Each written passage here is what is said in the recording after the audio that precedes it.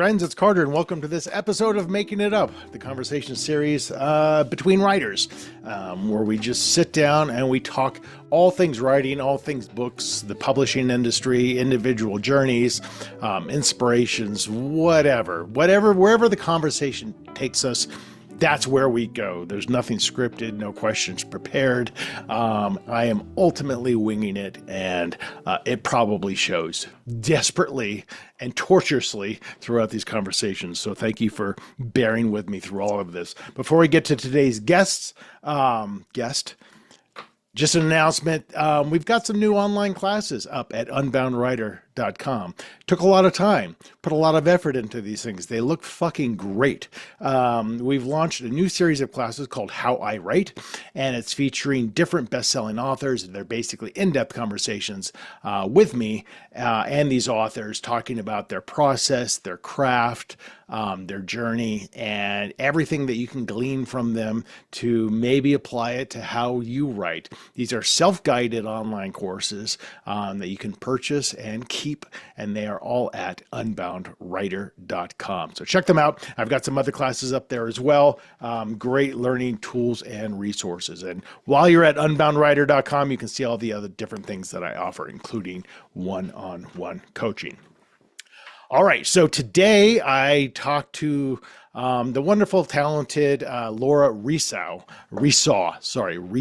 I actually asked her, made sure I understood how to pronounce her last name. It's Resau, like you were going to saw something again. Laura Resau. So Laura is a Colorado person like me. She's been here for about 25 years like me. We've connected a couple times at different events, and we're able to finally get her onto the show. She is a writer of multiple books, mostly young adult children's books. She started writing back in the early 2000s, back when she was bold and naive enough to just print out full manuscripts and send them unagented to big five publishing houses, which, spoiler alert, fucking worked. I can't believe it. I would not advise doing something like that now, but it's how she got her start in this.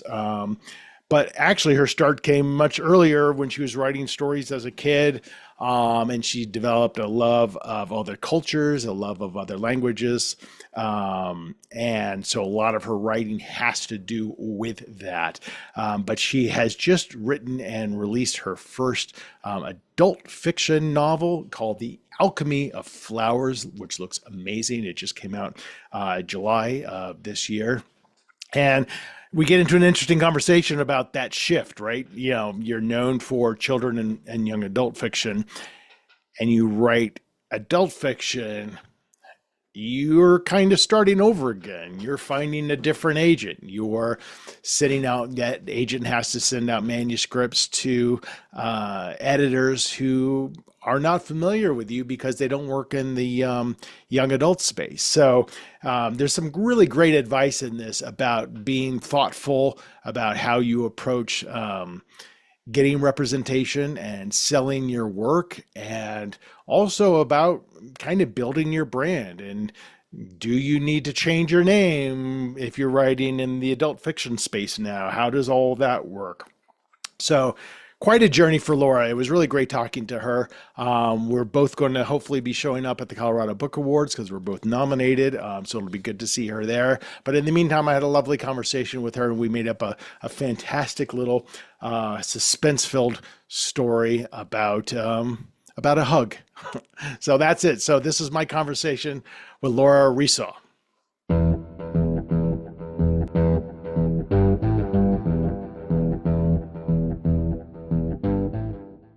I really enjoy your podcast. I like the conversational, kind of the informal conversational framing. I think it's really great. Oh, good. I'm glad. Yeah, it was born kind of out of a desire to have, I think, more organic writer conversations. You know, we've done the interviews where they're fine, but it's very scripted, and there's no kind of reaction to what you say. It's more just like, here are the 10 questions I have.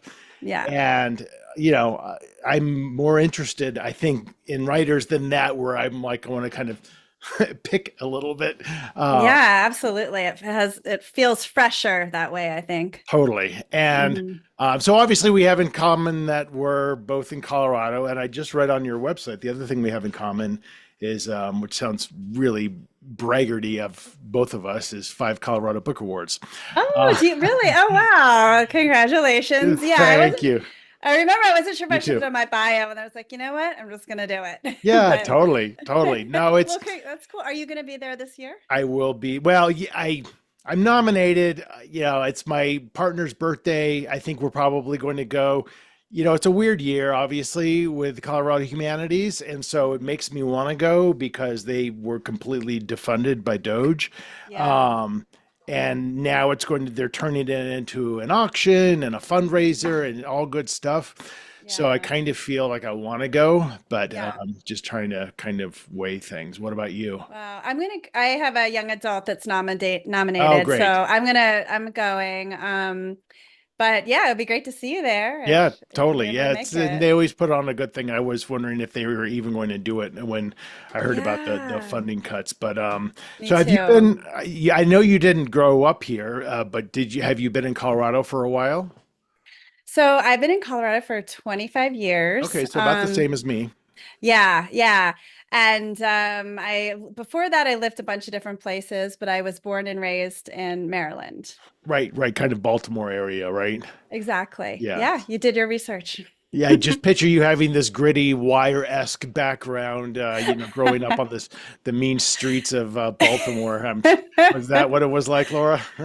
I love Baltimore. I did grow up like right in the cities. I love Baltimore. I wouldn't say the streets were mean, but it was very stimulating, and it's a city that's just kind of for me full of history and mystery and Yeah, unexpected things around the corner. So yeah, it really fueled my imagination. yeah. The home place of Poe. So Yes, yeah, I know. Yes. Yeah, exactly. Exactly. So, yeah, but then we moved to the suburbs when I was 10. And at that point, I had to say goodbye to that urban atmosphere. And just I enjoyed the nature yeah. and, the river nearby, the forest nearby. And then where did you go after that? So I wanted to explore. I love languages. I love learning about different cultures. And I just wanted to have some adventures after high school. So then in college, I spent a year in Provence in France, Hmm. which is the setting of my new book. Hmm. And then after that, I ended up going to Oaxaca, Mexico for a couple Hmm. years. I taught English there. And then I also did cultural anthropology work there. And so all of these different places I've lived and traveled kind of make their way into my stories. That's great. That's great. Yeah, I spent about a month in Aix in Provence, Oh, and I went to Day of the Dead in Oaxaca. So that's the that's the wow. only crossover that we have there. But yeah, Oh, that's impressive though. Provence is amazing. I was there in January, so it was like the Mistral winds. It was super cold and miserable, Yeah. actually, Yeah. but it's beautiful. So where do you think that love of culture came from?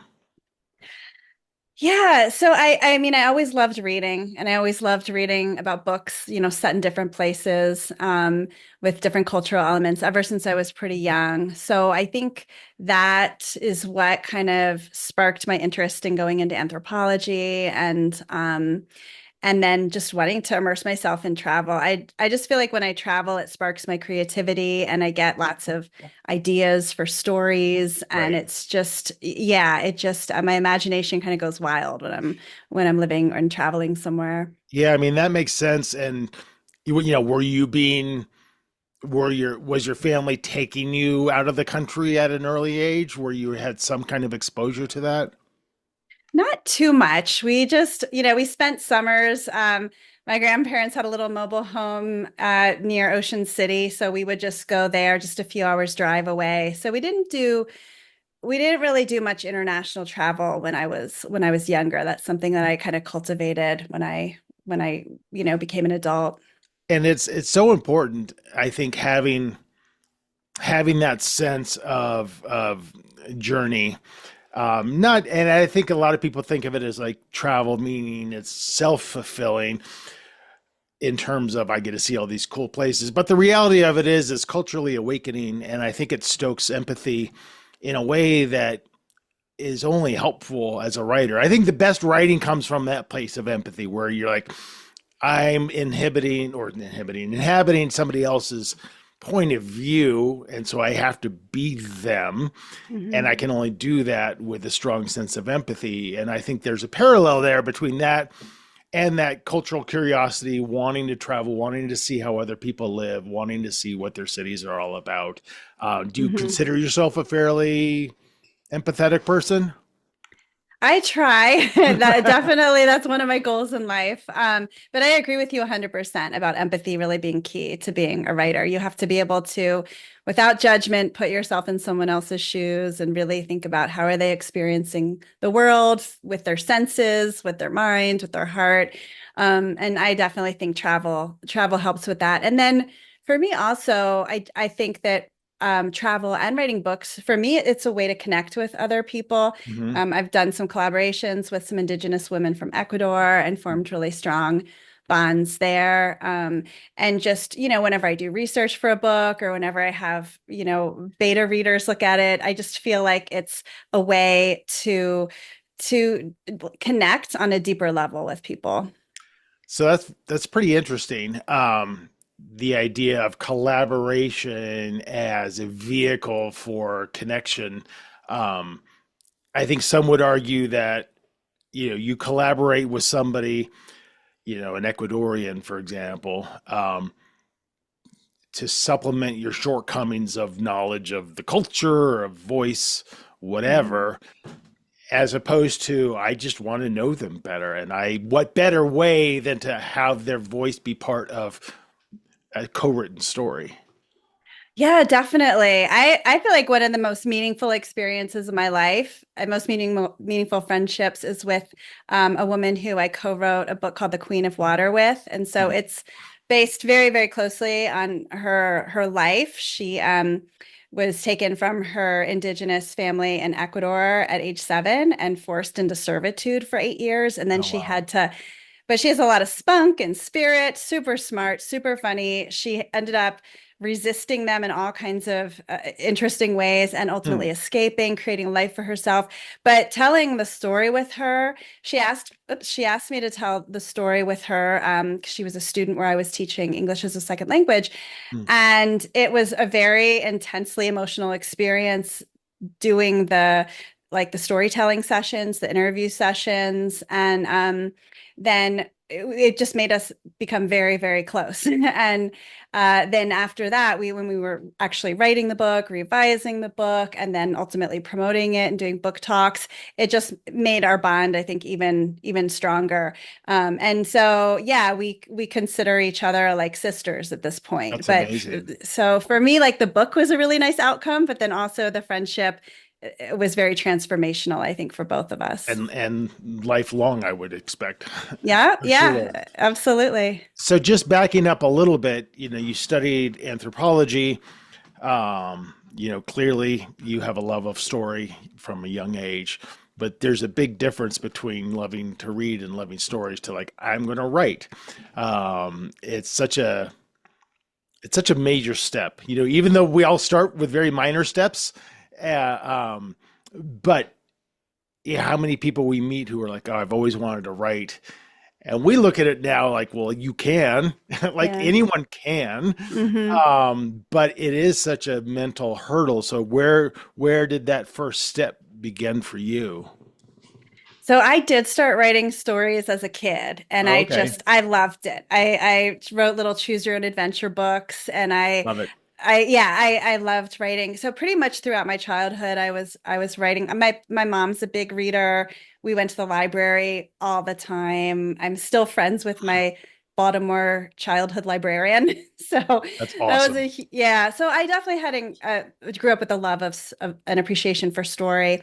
And then in during middle and high school, I got really embarrassed about my writing, and I just thought I was weird. I was really, really concerned if I shared my writing with people that they would be critical of it or not get it or think I Right. was just a very strange person for doing this and Right. spending so much of my And time. that's a feeling that never goes away, by the way. It doesn't matter that you were in high school. Right, right. I literally kept my stories in a locked box and I wore the key around my neck so that nobody could get in there. And I Wow. didn't How get brave. metaphorical and It literal. was like literal box I locked my stories in. Yeah, and then what really kind of gave me the bravery to start sharing my stories with other people is I went and lived in Oaxaca and Mhm. went and I was just so stimulated. There were so many interesting things to write about and just so multisensory, so eye-opening. So I was writing just a lot of journaling stuff and I grew kind of brave enough to start sharing it with friends and my parents and aunts that I trusted and ultimately, like they gave me really positive feedback. And so that kind of was a push for me to actually complete my first book, Yeah. which was called What the Moon Saw. And that came out a few years after I returned from Mexico. But it was, for me, it was really an emotion, it was like a psychological and emotional journey of feeling confident enough Right. to actually get my story out of that box. Yeah, which is that can be insurmountable. I think there are people out there, we talk about this all the time about, that's probably one of the hardest things you have to do as a writer is to share your work if your goal is to be published and to be seen, which I think that is the goal for 95% of writers out there. And you're just so raw and vulnerable, but there's such a power and truth that comes with that act and that Hmm. repeated act Hmm. because it frees you. Yeah. Even when you get, maybe especially when you get feedback that doesn't feel good, you went through it and you're like, all right, I'm Hmm. alive. But Yeah. it's hard to do. And I can just picture you because I know that you have a command of multiple languages. So there's got to be something there where you just love and have so much respect for the power of the word and how to put them all in the right place and the meaning of them in different languages. There's got to be such a kind of relationship between you and language that started obviously at an early age, I would think. Yeah, I do love language. I love words. And yeah, I think for me, mainly speaking French and Spanish is a way to, again, to connect with people and form friendships in a way that maybe goes a little deeper than I could otherwise. But I do love, like I begin every day with reading poetry or writing a little Oh poetry wow. Uh-huh. or sometimes translating a little poetry. And so for me, it's just very interesting exercise to really take a deep dive into language on a word level too. And I think that speaking Spanish and French kind of, I mean, I always am including different languages in my books, but I do think it, I think it changes your relationship to even your own native language when you are familiar with other languages too. Yeah, I think you're probably right. And there's this relationship between how you structure words, whether they're verbal or written, and what it evokes in you. Like you can, it's sensory almost, right? You might be writing a story and then there's that sentence where you're just like, I feel it on my skin, this sentence, for whatever reason. It doesn't even have to be a great sentence, but this is pure. Hmm. And there's Hmm. something about the mystery and the challenge of chasing that. I think that's a lure for me. It's just like, I know I can think about how this is. How do I describe it so it matches? And then doing that Hmm. in multiple languages, that's got to be thrilling. Yeah, and I agree with you 100%. And I also think like when you're really focusing on line level and word level and how do you express this in a way that resonates really deeply, like for me that's almost a meditative state that you're It getting is, into. right? And I've noticed like if I'm not doing that kind of deep creative writing for a few days in a row, I start getting grumpy because I think I just crave like something about me craves that deep meditative state where I'm just interacting with story and language Right. in such a focused way. Right. And I think focus is the key word because we talk about that on the show as well in terms of the meditative aspects of writing. And I think what it boils down to is the fact that when you are in that zone, you are so fully present as you are, as Yes. one is during intense meditation. There's Mm-hmm. no past and no future. You are just Mm-hmm. here in the moment. And there's something transcendent about Mm-hmm. that. And it's also very exhausting. It's a hard thing Mm-hmm. to maintain, which Hmm. is why I don't write much during the day. An hour a day, and that's because I'm done, but that Yeah. hour can be more productive than 5 hours of. I'm also checking email and doing all these other things because you are in this meditative state, I think, a little bit. Um, Yeah, yeah. No, I agree. I'm the same way. I can do if I have a deadline or something, I can do maybe more like 3 hours, but I yeah, do try and at least touch base at right, least for 10 minutes every day. And that will just boost my mood, just even that 10 minutes. right. But yeah, I think it is such intense focus. I agree that it can take something out of you. It does in a good way. It's Yes, like yes, after a good yes. workout where you just feel Yeah. depleted but like energized in a way. Oh, that's a great analogy. I like that. Um, so again, you're taking the step of sharing your writing, but then there's the big step of like, I've written something that I think needs, maybe has a shot at getting published, or I want to try to get it published. And the ego it takes to make that step, the Hmm. ego and the ignorance to take Yeah. that step. I think it has to be just perfectly balanced. You have to like Yes, be confident and also just not know any better. true. So what was that moment for you? Well, so yeah, I decided, I guess it was when I was in grad school for anthropology and I was writing my book like 5 in the morning, like from 5 to 6 in the morning, I was working on my first book, What the Moon Saw. And I just realized that that's when I felt most alive. It was that like morning time, that one hour in the morning when I was writing. And so I just started after I got my master's degree. And I was initially planning to continue with anthropology, but then I thought, you know what? This is what my heart and my soul are calling me to do is write this book. So I did decide to like press pause on the anthropology thing. Hmm. And then, after I got my master's, and then I decided I was just going to have a bunch of part-time jobs teaching. So I kind of pasted together and then I was going to just go for it. So this was the early 2000s. This was around September 11th, when I was sending my manuscript, I was mailing my Right. manuscripts Totally. around to editors in New York. So it was a very strange time. So I didn't hear back from a lot of people, and I didn't know if it was the political situation and people being afraid to open packages in New York at that time or what. So you But were sending out unagented manuscripts to New York houses. yeah, Got it. I like you said, like I was super naive, was super ignorant. I didn't really know what I was doing. This was before internet took over the world. So I was like going to the library, finding some outdated books of editors and agents and kind of randomly, scattering them around. It was Right. very, it was not methodical or rational at And all. expensive with all that postage if you're sending the whole Yeah, manuscript. and I was very, very poor at the time.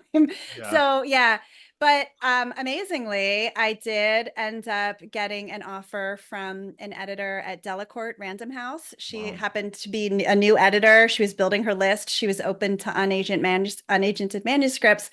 And she like there was a literal slush pile on her desk and she made her way through it. And I guess about 7 months after I had submitted it to her, she called me and asked if it was still available. And so, she offered me a contract and I was just like, yes, yes, yes, that advance is fine. Yes, please don't change your mind. And I was just, I just went into it just very naively. Yeah. But she ended up being wonderful. I did easily find an agent after that because I had that book under contract. And then like stayed with that same editor for several, for probably like six more books after that.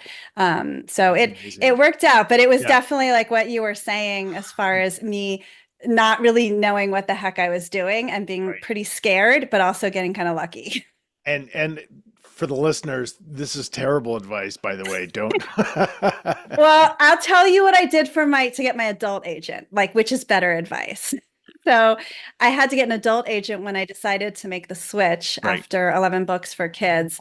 And I did do that very methodically. And I crafted a very a very deliberate query letter, tailored it to the different agents, Right. like really refined my first 10, 15 pages, spent tons of time on the query letter. So I did like really put a lot of thought Right. into that. Right. And so yeah, I would go that direction, not not mailing packages to New York. Yeah, and it changes obviously over time, right? Like, Hmm. but it's from what I can tell and from what my agent tells me, because I became agented back in like 2003, so it's Hmm. been a while since I've gone through that.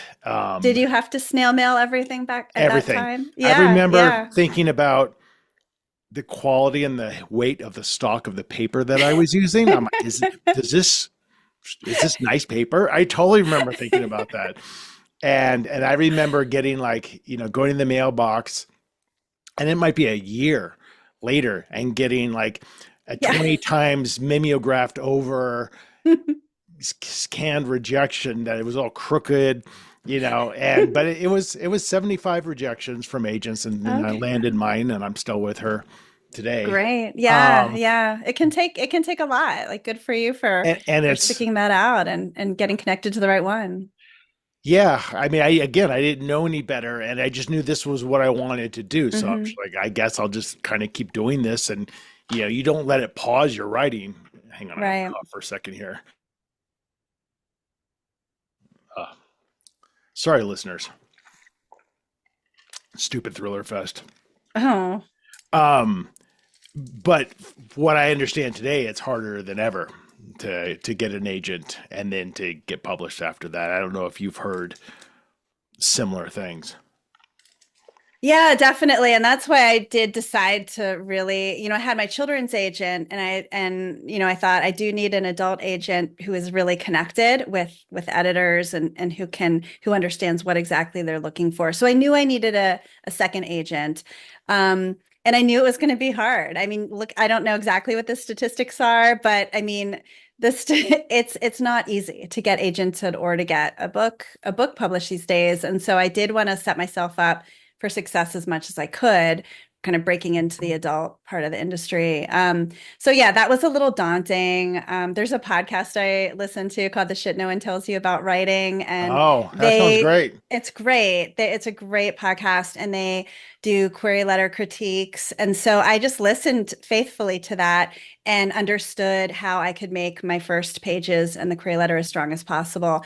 And so I did. I mean, I very strategically sent out, rounds of about 12 Right. queries each, and I spaced apart by a week, and then made sure that my query letter was getting full requests so that I knew okay, well, that's working. I don't need to tweak the query letter. And so, yeah, so I used querytracker.net. So I tried to use all the resources available to make that step of the process like as strong as possible and Right. maximize my chances. But yeah, it was a big project. Yeah, and I think what you did right, I mean, it sounds like you did everything right, but one, you had your manuscript done, which you Hmm. have to do, Yeah. and you didn't rely on the fact that you were an award-winning Big Five published author of children and teen books, because that's zero guarantee of anything. Hmm. I have a YA thriller that's being shopped right now that I've co-written, Mm. and it's starting from scratch because Yeah. my editor doesn't do YA, so we're just shopping it, and Hmm. you go months and months and months without hearing anything, and you're like, but I thought I kind of figured this out, and you haven't. Like this, it's a Yeah. different division, Right. even if it's kind of related. So Yeah. I mean, I'm sure your history was helpful, but it's definitely not a guarantee of any kind of success. Yeah, I agree. And I mean, I think so much, and you and I have both been in this industry for a couple decades now, and I really think there's always something new to learn, and there are always like new areas to branch into. And I try to embrace that. It's a little scary, but I just try to embrace that as like this is all a big adventure. Right. And it might work out, it might not, but I'm always writing something new. I'm Right. always trying new things. So I know that if one avenue doesn't work, then I'm going to be going down some other pathway. And so I feel like that's how you can have a long career, is see this whole thing as an adventure, Right. know that it's not going to always be easy, but know that you're going to have, some nice ups for every down you have. Well, you do it for the love of the storytelling, and Hmm. which I think can get you into trouble in terms of like, well, I want to try this, I want to try that, I want to do adult fiction now, whatever it is. And like you said, it doesn't always work out. But I think it's about how we frame that whole not working out. It's, Hmm. well, at least I tried something different and I didn't fail. It just wasn't the path that I'm going to be on now. Hmm. Um, but thank God I tried, because what a cool experience. And because I tried that, it led me to this other place that does turn out to be my path. If people Hmm. frame everything as failure, that's a mindset, then that never leaves them, I think. And then it becomes a little Hmm. bit self-fulfilling. Yeah, I agree. I really feel like you either succeed or you learn. I don't buy Right, right. into That's the a whole great way of failure putting it. thing. Yeah. And so I always, if something doesn't work out as expected, like you say, like I've learned something and it's made me a better person or a stronger author in some way. And then there's another path I can explore. Have you tried something that just totally did not go the way that you expected? I mean, I definitely have manuscripts that I was not able to, that were, well, for example, I had a very, very intricate idea for a young adult fantasy, and Hmm. I worked on this thing on and off for, gosh, 10 or 15 years. I mean, Oh, it's wow. been a long time. And it just had multiple timelines, multiple narrators. It was very, very intricate, a very intricate magic system.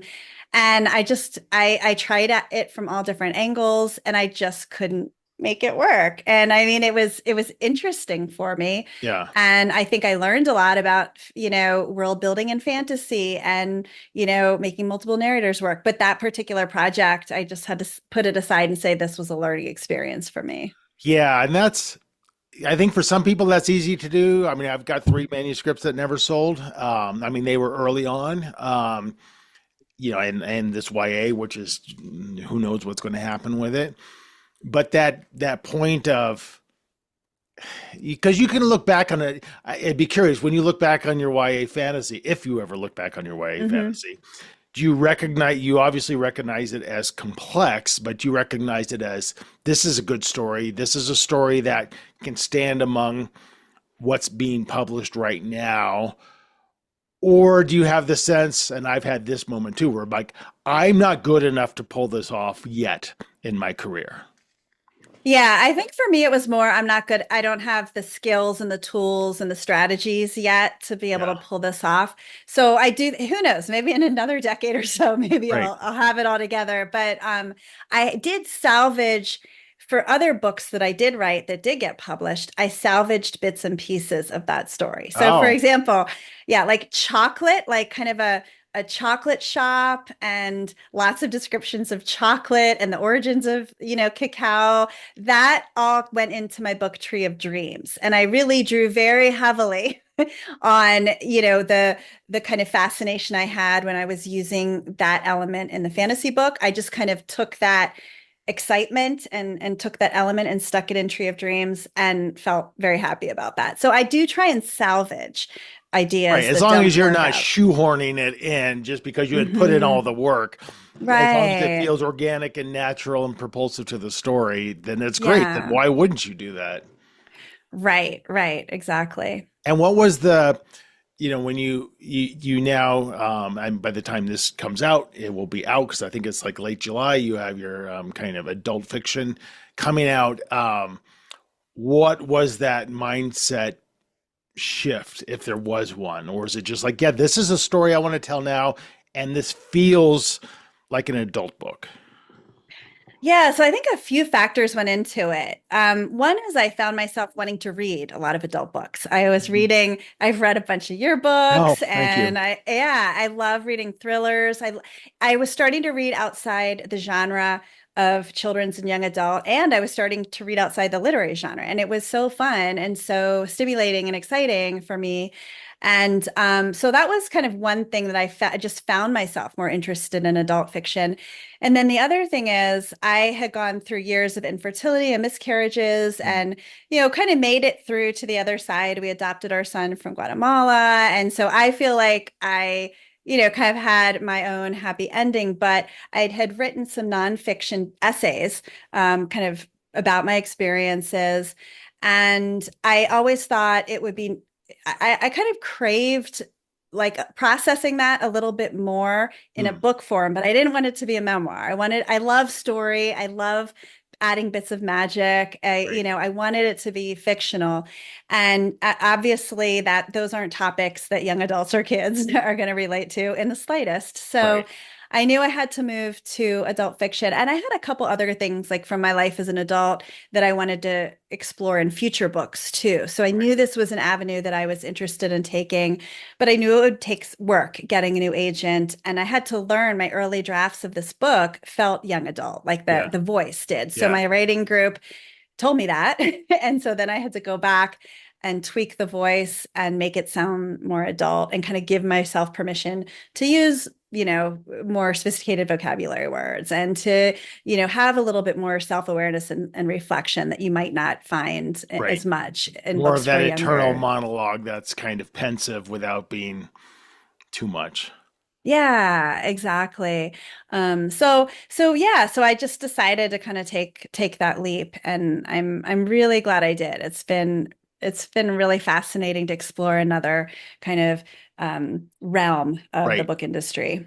But I'm sure, and again, kind of to the listeners out there, you never look at these kind of shifts in writing as whimsical, even though they might be, I think conceptualized from a place of, like I instantly want to write something different. I just want to see what it feels like.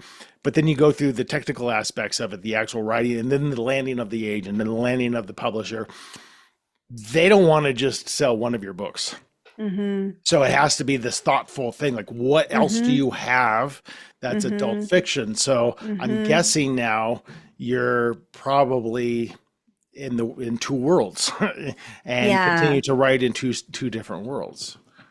Yeah, and I did put a lot of thought into that decision and did research and tried to understand like how would I like, you want to brand yourself somehow as an author, like how would I manage that?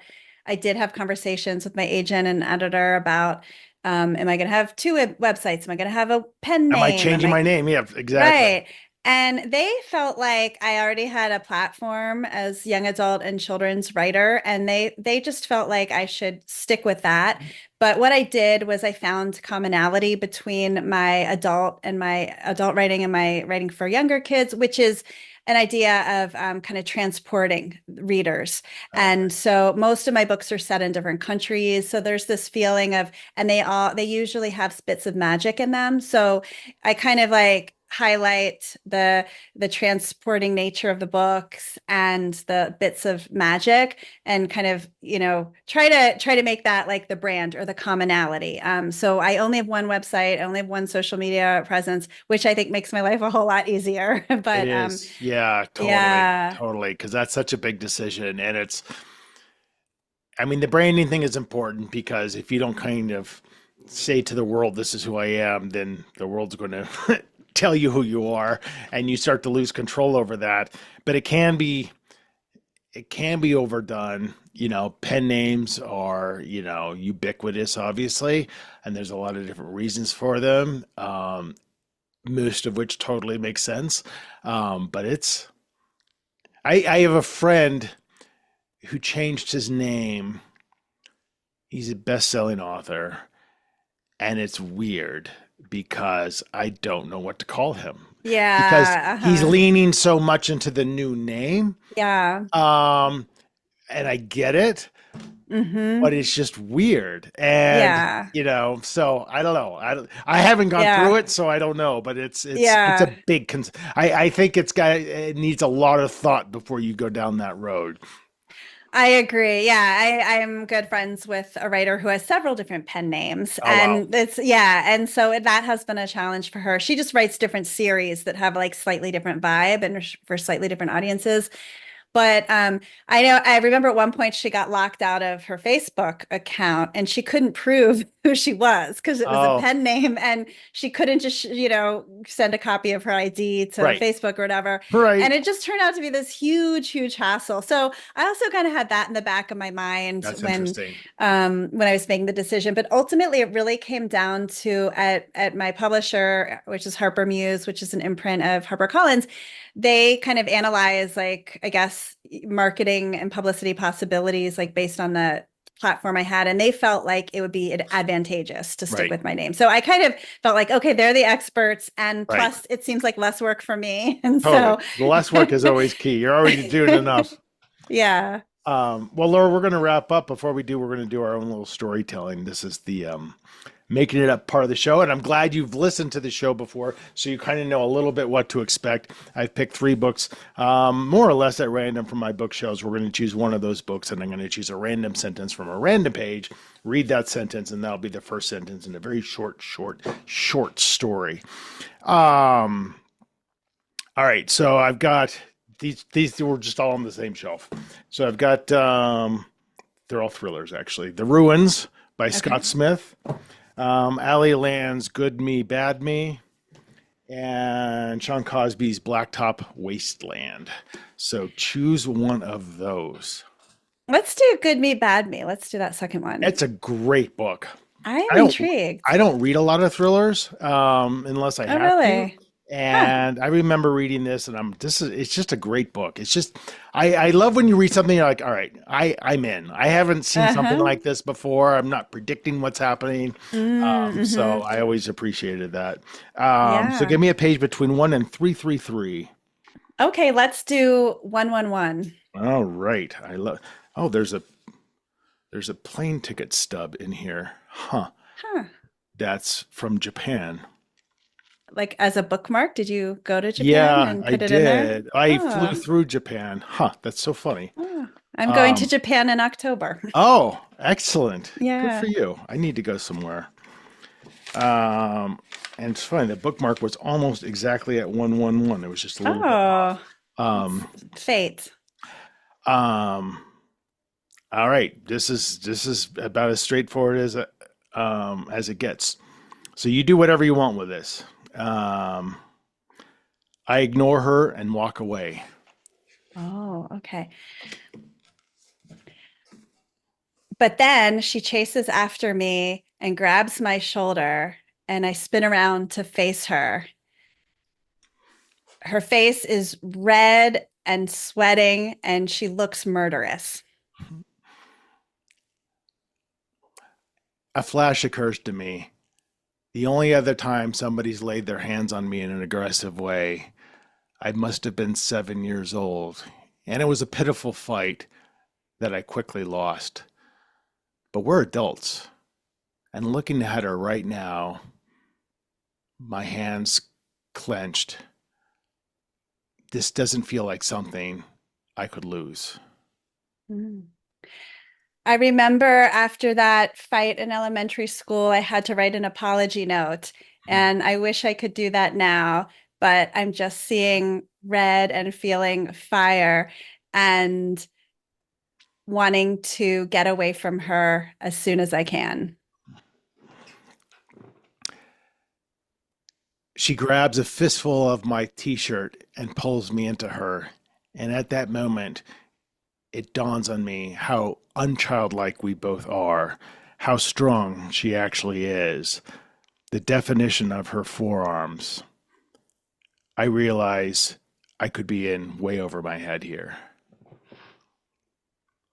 I decide the easiest thing to do is to embrace her for the moment and then see what happens next. I hold on to her and she tries to push away, which makes me cling harder. I'm sorry, I whispered in her ear. I didn't mean for any of this to happen. Her breathing slows, and I have a sense of her hand moving to her back pocket. I know what she's capable of. I know the lives that she's took. I know that although there are many beautiful things about her, there is a darkness inside her. And things could go either way with whatever she's reaching for in her back pocket. Oh, I think we call it there. Leave them in suspense. All right. I just my favorite part is that she knows she's murdered people, but we still go for the hug. Yeah, I mean, I'm surprised you didn't kill anyone off, but being a I know, thriller. I know. I had to show restraint. Well, Laura, what a fun That was conversation. fun. It was great connecting with you more, and I hope to see you at the Colorado Book Awards, if not at another multitude of Colorado writing events. I hope so too. That would be great. And I hope you continue to recover from your Oh, flu and I'll feel be better just fine. soon. All right. Take care. Thanks, Laura. Thanks so much. Bye. Bye. So that's it. That is my conversation with Laura Resau. It was a good one. It was a good one, filled with lots of laughter, lots of good advice, and some great, interesting stories. Just a reminder, her new book, The Alchemy of Flowers, her first adult fiction novel, is now out, and you can get it anywhere. And you can learn all about her at her website, which is Laura Resau, RESAU.com. And you can pop on over to carterwilson.com and check out my books, my blog, other episodes of this podcast. And if you're looking for any kind of writing coaching or online classes, check out my company, Unbound Writer, at unboundwriter.com. All right, that is it. That is it for this episode of Making It Up. Thank you for watching and or listening. Another episode out just next week. In the meantime, as always, take care.